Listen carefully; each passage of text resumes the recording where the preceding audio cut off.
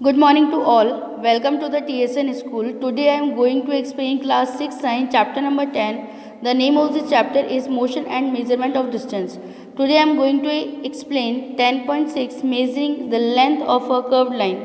We cannot measure the length of a curved line directly by using a meter scale. We can use a thread to measure the length of a curved line.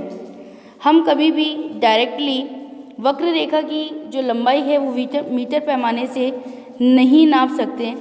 वक्र रेखा की लंबाई मापने के लिए हम धागे का उपयोग कर सकते हैं। तो किस तरीके से करेंगे, देखिए activity 4, use a thread to measure the length of the curve line A B and put a knot on the thread near one of the ends. Place this knot on the point A. Now place a small portion of a thread along the line, keeping it taut using your finger and thumb. Hold the thread at this end point with one end. Using the other hand, stretch a little more portion of the thread along the curved line. Go on repeating this process till the other end B of the curved line is reached. Make a mark on the thread where it touched the end B. Now stretch the thread along a meter scale.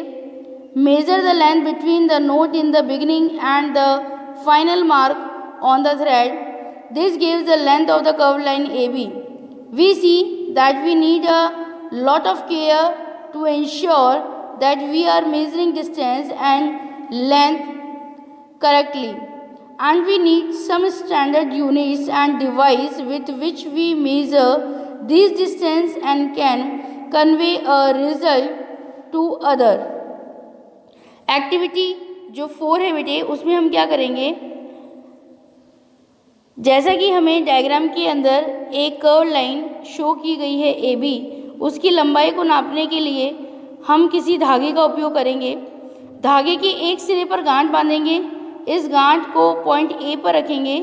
अब धागे को अपनी उंगली व अंगूठे द्वारा बिल्कुल खींच के रखना है हमें, और उसके बाद छोटे भाग जो उसका छोटा भाग होगा वहाँ पर हम उसे रखेंगे।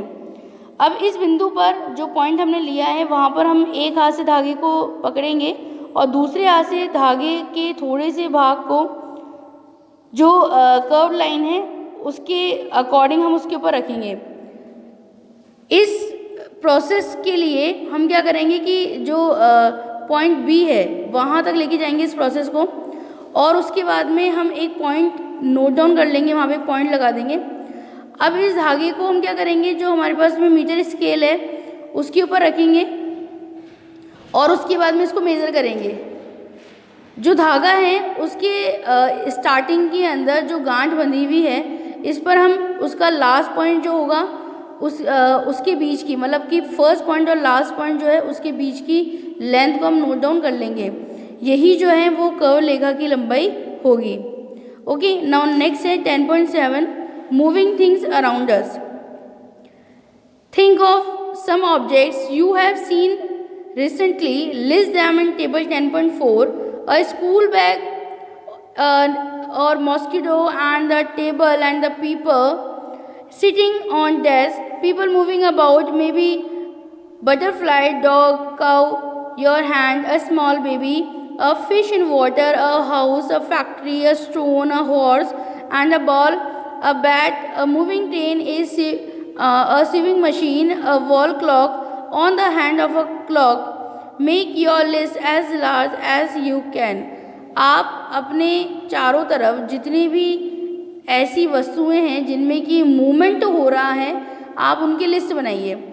तो हमारे आसपास क्या क्या सामान देखने को मिलता है हमें बेटे, हमें आसपास दिख रहा है कि हमारा स्कूल बैग होगा, ठीक है। इसके अलावा हमारे पास में कोई टेबल होगी, चेयर होगी, या कोई व्यक्ति हैं वो उनके ऊपर बैठे हुए होंगे, कोई पर्सन उन पर बैठे हैं, लोग इधर उधर जा रहे हैं। इसके अलावा हमने बटरफ्लाई भी देखी होगी हमारे आसपास में जो कि उड़ रही हैं। इसके अलावा डॉग्स हैं, काउज हैं, और कोई छोटा बेबी है, या फिर अगर आपके घर में एक्वेरियम है तो उसके पानी के अंदर फिश है। तो हमारे आसपास बहुत सारी चीज़ें हमें देखने को मिलती हैं, है ना। इसके अलावा कोई फैक्ट्री भी हो सकती है हमारे घर के पास में। और क्या हो सकता है बेटा, उसके अलावा ये भी हो सकता है कि सिलाई मशीन हो या कोई बॉल हो हमारे आसपास में, बैट हो, या दीवार के ऊपर घड़ी लगी हुई है तो घड़ी की जो सुइयाँ हैं वो भी जो है वो क्या कर रही हैं, गति कर रही हैं अपने आप में, है ना। अब इसके बाद में कह रहा है कि which of these are moving which are at rest. इसके अंदर कौन सी चीज़ें ऐसी हैं जो कि मूवमेंट कर रहे हैं और कौन सी चीज़ें ऐसी हैं जो कि रेस्ट कंडीशन के अंदर है। How did you decide whether an object is in motion और एट रेस्ट। आप कैसे डिसाइड करोगे कि कोई ऑब्जेक्ट जो है वो मोशन कंडीशन में है या रेस्ट कंडीशन में है। तो हमें क्या करना है, you might have notice that the bird is not at the same place after some time while the table is at the same place. On the basis you may have decide whether an object is at rest or in motion.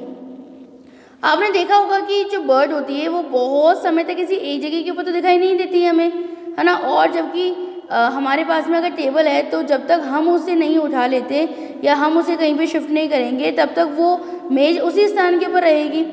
तो कोई भी object हमारे पास में motion कर रहा है या कोई गतिशील अवस्था में है या कोई विराम अवस्था में है, तो ये सब चीज़ें हमें कैसे मालूम पड़ेगी, हमें यही इसी तरह से मालूम पड़ेगा कि उसने कितना डिस्टेंस जो है वो कवर किया है। तो इसके लिए हम क्या देखते हैं, एक्टिविटी 6 देखते हैं। एक्टिविटी 6 के अंदर बताया जा रहा है, spread a large sheet of white paper on the ground and keep a little sugar on it. Ants are likely to be attracted to the sugar and you will find many ants crawling on the sheet of paper soon. For any one ant, try to make a small mark with a pencil near its position when it has just crawled on the sheet of paper. इसमें क्या बताया जा रहा है बेटा, activity 6 के अंदर आपको कि आप कोई भी एक ऐसी जगह चुन लीजिए अपने घर के अंदर जहाँ पर कि आपने चींटियाँ देखी हो। वहाँ पर एक आप क्या करें, वहाँ पर एक शीट फैला लें, कागज़ जो है उसको फैला लें और उसके ऊपर कुछ शक्कर के जो दाने हैं वो आप रख दें। तो आप क्या देखेंगे, थोड़ी देर में वहाँ पर चींटियाँ आएगी। अब वो जो चींटी है उसमें जैसे कि जो फर्स्ट चींटी आपने नोट करी होगी वहाँ पे, तो वो किस तरफ से आई है और शक्कर का दाना लेके वो किस तरफ जा रही है, तो आप क्या करेंगे कि पेंसिल से उसके ऊपर मार्क कर लीजिए। तो ऐसे करने पर जब आप पेंसिल से उस पर मार्क कर लेते हैं तो आप क्या देखते हैं कि आपको एक लाइन मिल रही है ना। और ये लाइन क्या बता रही है कि ये लाइन ये बता रहा है कि फर्स्ट जो चींटी है वो कहाँ से उसने चलना स्टार्ट किया था और हम उसने कितना डिस्टेंस कवर किया है, ये हम उस लाइन के थ्रू बता सकते हैं ना। और बीच के अंदर हम जो है वो एरो वाला जो मार्क है वो लगा सकते हैं। एरो वाला मार्क ऐसे, जैसे ये इस तरीके से, तो हम ये एरो वाला मार्क लगा सकते हैं कि इस तरह से आई होंगी या और यहाँ से चल के और ये इस तरीके से इसने अपना पाथ जो है वो कवर किया है। ओके, तो ये एक छोटी सी एक्टिविटी थी जो आप अपने घर पर ही कंप्लीट कर सकते हैं इसे। तो लास्ट के अंदर कहा जा रहा है कि मोशन जो है वो motion seems to be some kind of a change in the position of an object with time. तो मोशन क्या होता है बेटा, यहाँ पे डेफिनेशन मिल रही है आपको कि टाइम के साथ में जब कोई डिस्टेंस आपने कवर किया है तो हम उसे क्या कहते हैं, मोशन कहते हैं। ठीक है, वस्तु की स्थिति के अंदर परिवर्तन होता है समय के साथ में, तो वो क्या कहलाता है, मोशन कहलाता है। आगे बताया जा रहा है कि in activity 5 where did you place object like a clock and receiving machine and electric fan in your grouping of objects, are these objects moving from one place to other.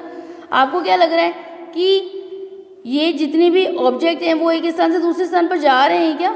नहीं जाते ना, वो तो अपनी जगह के ऊपर ही रहते हैं। तो हम क्या कहेंगे कि ये मोशन कंडीशन में नहीं है। ठीक है, लेकिन जो वॉल क्लॉक आपने देखी है, जो घड़ी आपने देखी है, उस घड़ी के अंदर क्या होता है कि उसके जो इस तरीके से वो मूवमेंट करती है ना। ठीक है, और ये यहाँ से चलता हुआ ये इधर आया, वापस से ये चलता हुआ यहाँ पर आया, तो ये क्या बता रही है, हमें टाइम शो कर रही है। और ये जो इसके पार्ट है इन्होंने कोई डिस्टेंस जो है वो कवर किया है, तो हम ये बताएंगे कि ये इसमें तो मोशन है। अब कौन सा मोशन है उसकी अभी हम स्टडी करेंगे आगे। इसके अलावा फ़ैन देखा ही आपने घर पे, तो वो फ़ैन में क्या होता है कि यहाँ से चलना स्टार्ट हुआ और इस तरीके से ये इस तरीके से अपनी जो मोशन है, गति है, उसको ये कंप्लीट करता रहता है। तो अब हम पढ़ते हैं कि टाइप्स ऑफ मोशन कौन कौन से होते हैं। You may have observed the motion of the vehicle on a straight road, march past of soldier in a parade of the falling of a stone. What kind of motion is this? आपने देखा है कि मार्च पास करते हुए आपने soldiers को देखा हुआ होगा, या आपने स्ट्रेट जो रोड है उसके ऊपर जो वाहन है, व्हीकल्स हैं, वो एक जगह से दूसरी जगह पे जा रहे हैं, है ना. What kind of motion is this? ये किस तरह की गति है, ये किस तरह का मोशन है? तो आगे बता रहे हैं कि 100 metre race also move along a straight track. Can you think of more such example for your surrounding? तो अगर 100 मीटर की जो दौड़ होती है वो स्ट्रेट लाइन के अंदर होती है ना, तो आपको पता है कि वो किस तरह का मोशन होगा. इसको हम लोग क्या कहते हैं, in all this examples we see that the object move along a straight line. ये जितनी भी एग्जाम्पल उसके अंदर हम लोगों ने ये देखा कि जो ऑब्जेक्ट है वो एक स्ट्रेट लाइन में चल रहा है. तो this type of motion is called the rectilinear motion. तो ये वाला जो मोशन है उसे हम क्या कहते हैं, उसे हम रेक्टिलिनियर मोशन कहते हैं, जो कि स्ट्रेट लाइन के अंदर होता है. ओके, नाउ एक्टिविटी 7 के अंदर बताया जा रहा है कि देखिए यहाँ पर ये फ़ैन है, तो ये किस तरीके से मूवमेंट करता है, इस तरीके से करता है. यहाँ पर ये वाला जो ऑब्जेक्ट है वो किस तरीके से मूव करेगा, ये हमें दिशा बताता है, डायरेक्शन बताता है. तो ये इस तरीके से मूवमेंट कर रहा है. और यहाँ पर बताया जा रहा है कि ये इसके चारों तरफ इस तरीके से मूवमेंट कर रहा है. तो यानी कि मूवमेंट कैसा हो रहा है, सर्कुलर पथ के अंदर मूवमेंट हो रहा है ना. इसी तरीके से नीचे की तरफ देखिए, यहाँ पर बताया जा रहा है कि हमारे पास में इलेक्ट्रिक फ़ैन है. तो इलेक्ट्रिक फ़ैन के अंदर जो इसकी ये इसका जो पार्ट है, अंदर वाला जो पार्ट है, वो किस तरीके से गति कर रहा है, ये भी राउंड है ना, मतलब गोल गोल गति कर रहा है, सर्कुलर पाथ के अंदर गति कर रहा है. तो ये बताया जा रहा है कि in some cases an object repeats its motion after some time. कुछ ऐसे ऑब्जेक्ट होते हैं जिसके अंदर उनका जो मोशन होता है ना वो टाइमली रिपीट होता रहता है. This type motion is called the periodic motion. तो ऐसा वाला जो मोशन होता है वो क्या कहलाता है, पीरियोडिक मोशन कहलाता है. Take the stone thread with a string that you use in activity 6. Now hold the string in your hand and let the stone hang from it. Pull the stone it one side with the other hand and let it go. This is a pendulum. ये क्या है, pendulum है. मान लीजिए कि आप एक string ले लीजिए, एक धागा ले लीजिए, उसमें यहाँ पर आप क्या करें, एक स्टोन यानी कि पत्थर बांध दें. यहाँ पे आप लेके आए इसको और यहाँ से इसको छोड़ दें, तो क्या होगा कि ये इस तरीके से गति करेगा, ये ठीक है ना. तो ये वाला जो गति होगी, ये वाला जो मोशन होगा वो क्या कहलाएगा बेटा, इस तरह का जो मोशन होगा उसको हम परपेंडिकुलर मोशन कहते हैं, है ना. यानी कि पेंडुलम मोशन जो होगा वो कहते हैं. तो इसके बाद में और जो गति अपने को रिपीट करती रहती है, जो ऑब्जेक्ट जो है वो बार बार रिपीट कर रहा है अपने को, उसको हम क्या कहते हैं, उसे हम कहते हैं पीरियोडिक मोशन. ओके, तो आपके पास में यहाँ पर 3 टाइप्स के मोशन जो हैं वो आ गए हैं. इसके बाद में आगे की तरफ बताया जा रहा है कि did you observe a sewing machine as a part of the activity 5. You must have observed that it remains at the same location while its wheel move with a circular motion. It also has a needle that moves up the down continuously as long as the wheel rotates. Is not it? This needle is undergoing a periodic motion. आपने activity 5 करी थी हम लोगों ने, तो उसमें हम क्या देख रहे थे कि जो सिलाई मशीन है उसको हम लोगों ने देखा है ना. उसमें अगर हम ध्यान देते हैं तो क्या करते हैं, जो सिलाई मशीन की जो अंदर की तरफ सुई होती है ना बेटे, तो वो जब हम उसके पीछे का पार्ट जो होता है, जब हम चलाते हैं, जो पीछे की तरफ पहिया लगा हुआ होता है, जब हम उसे चलाते हैं तो वो जो निडल है, जो सुई है, वो कैसे क्या करती है, ऊपर नीचे आती है ना. तो ये क्या है, ये हम इसको क्या कह सकते हैं, पीरियोडिक मोशन कह सकते हैं, क्योंकि उसकी वो अपनी स्थिति को रिपीट कर रही है. Have you observe closely the motion of a ball on a ground. अगर हम बात करें कि ग्राउंड के अंदर एक बॉल रखा हुआ है और यदि हम उसकी मोशन की बात करते हैं तो हम लोग क्या देखते हैं कि वो लुढ़कती भी जाती है ना. तो इस तरह का जो मोशन है, तो आप इसको क्या कह सकते हैं, यस क्या कह सकते हैं हम इसे, जो अभी हम लोगों ने स्टडी किया है ना. तो हम rolling on the ground then the rotating as well as moving the forward on the ground, thus the ball undergoes a rectilinear motion as well as a rotational motion, है ना. तो इसे रेक्टिलिनियर मोशन या हम इसे rotational motion कह सकते हैं, क्योंकि वो रोटेट हो रहा है.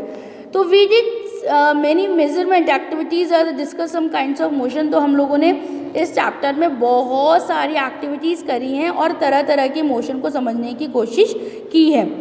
We saw the motion is a change in the position of an object with the time. The change in the position can be determined through the distance measurement. This allows us to know how fast or slow a motion is. The movement of a snail on the ground, a butterfly flitting from flower to flower, a river flowing along, and a clear rounded pebbles, and an aeroplane flying high up in the air, making jet trails, moon going around the earth, and the blood flowing inside our bodies. This is a motion of everywhere around us.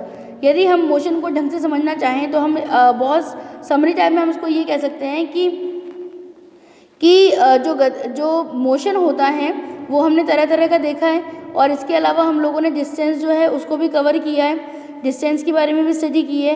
तो इससे हमें ये जानकारी मिलती है, इससे हमें ये इन्फॉर्मेशन मिलती है कि कोई भी वस्तु कितनी धीमी या कितनी भी तेज़ चल सकती है, ठीक है ना। अगर हम बात करें तो फर्श के ऊपर जो घोंगे होते हैं, जो स्नेल्स होते हैं, है ना, वो रेंगते हैं, या जो बटरफ्लाई होती है वो एक फ्लावर से दूसरे फ्लावर के ऊपर जा रही है, जो रिवर है वो फ्लो कर रही है। इसके अलावा एरोप्लेन जो है वो उड़ रहे हैं, और जो मून है वो पृथ्वी के चारों तरफ चक्कर लगा रहे हैं। तो गति हर जगह है।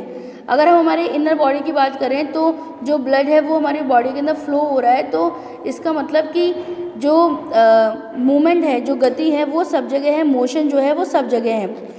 तो यहाँ पे समरी में हमने क्या पढ़ा कि different modes of the transport are use go to the one place to the another. पुराने ज़माने में पुराने ज़माने में तो कोई भी हमारे पास साधन नहीं था, पैदल ही जाते थे व्यक्ति, और आज हम एक जगह से दूसरी जगह पर जाने के लिए डिफरेंट ट्रांसपोर्ट का यानी परिवहन का यूज़ करते हैं। इसके अलावा in ancient time peoples use length of foot. पहले के ज़माने के अंदर नापने के लिए किसी भी कोई भी मेज़रमेंट नहीं था, तो वो क्या करते थे, वो हाथ से या पैर से उन ऑब्जेक्ट्स का जो मेज़रमेंट है वो लिया करते थे। इसके बाद में इंटरनेशनल सिस्टम यानी ऐसा यूनिट बताइए this is accepted all over the world. जो इंटरनेशनल सिस्टम होता है, ऐसा यूनिट जो होती है वो सब पूरे विश्व के अंदर मानक होता है। Metre is the unit of the length. In SI unit, यहाँ से आपके पास में 1 मार्क्स का क्वेश्चन पुटअप हो रहा है कि ऐसा यूनिट क्या होती है लेंथ की, तो वो है metre. Motion in a straight line is called the rectilinear motion. अगर स्ट्रेट लाइन में मोशन हो रहा है तो उसे रेक्टिलिनियर मोशन कहते हैं। इसके बाद में in circular motion on a object move such that is distance from a fix point remains the same. Motion that repeats itself after some periods of the time is called the periodic motion. यदि जो motion है वो repeat हो रहा है तो उसे हम लोग पीरियडिक मोशन कहते हैं। इसके अलावा बेटा आपके पास नीचे की तरफ एक्टिविटीज़ दी हैं, एक्सरसाइज दिया है आपको, जो कि आपको as a like a PDF आपको सेंड कर दी जाएगी। तो आज ये चैप्टर हमारा ख़त्म हो गया है। आई होप कि इतनी सारी एक्टिविटीज़ जो थी वो आपको ज़रूर समझ में आई होगी। थैंक यू वेरी मच बेटे।